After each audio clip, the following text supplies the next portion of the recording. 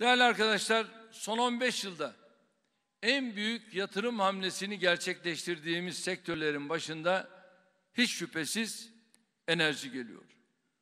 Geçtiğimiz 15 senede enerji ve doğalgaz kaynakları noktasında ve bu sektörlerde yapılan toplam yatırım miktarı yaklaşık 172 milyar lirayı buluyor.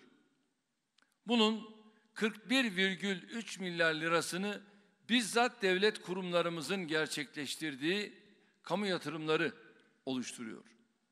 Kamunun sadece petrol ve doğalgaz sektöründeki yatırım tutarı, yine yaklaşık söylüyorum, 27 milyar liradır. Doğalgaz dağıtım sektöründe ise son 15 yılda dağıtım şirketlerimizin yaptığı toplam yatırım 11,2 milyar liraya aşmıştır.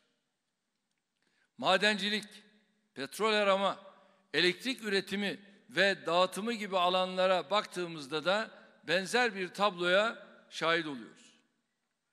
Oralarda da ülkemizin enerji bağımlılığını azaltacak, vatandaşlarımızın ve üreticilerimizin enerjiye ulaşımını kolaylaştıracak, kaynak ve güzergah çeşitliliğini sağlayacak birçok kritik adımın atıldığını görüyoruz. Son 15 yılda bir taraftan doğal kaynaklar itibariyle enerji fakiri olmasının getirdiği zorlukları aşarken aynı zamanda enerji üreticileriyle tüketicileri arasındaki o jeostratejik konumumuzu da en iyi şekilde kullanmanın, bundan azami derecede istifade etmenin çabası içinde olduk. Mevcut doğalgaz ve petrol boru hatlarımıza ilaveten TANAP, Türk Akımı, Kuzey Irak doğalgaz boru hattı ve Doğu Akdeniz boru hattı gibi tarihi nitelikte projeler bu amaçla geliştirildi. Ülkemizin güvenlik hassasiyetlerinin başka yerlere kaymasından yararlanarak Ege ve Kıbrıs başta olmak üzere yakın çevremizde fırsatçılık yapmaya kalkanlara da asla izin vermedik, vermeyeceğiz.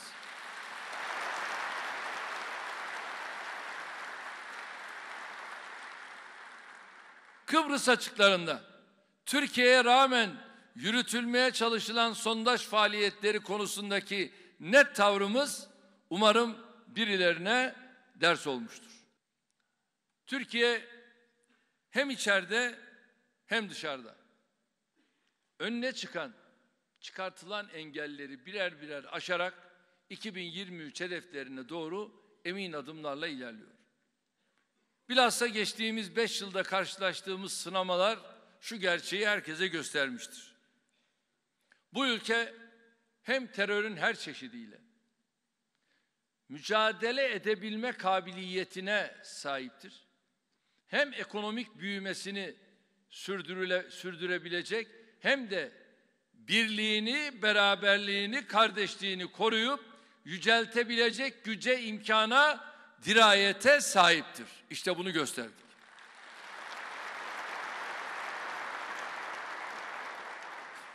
Değerli kardeşlerim, şu anda ekranları başında bizi izleyen tüm milletime de sesleniyorum.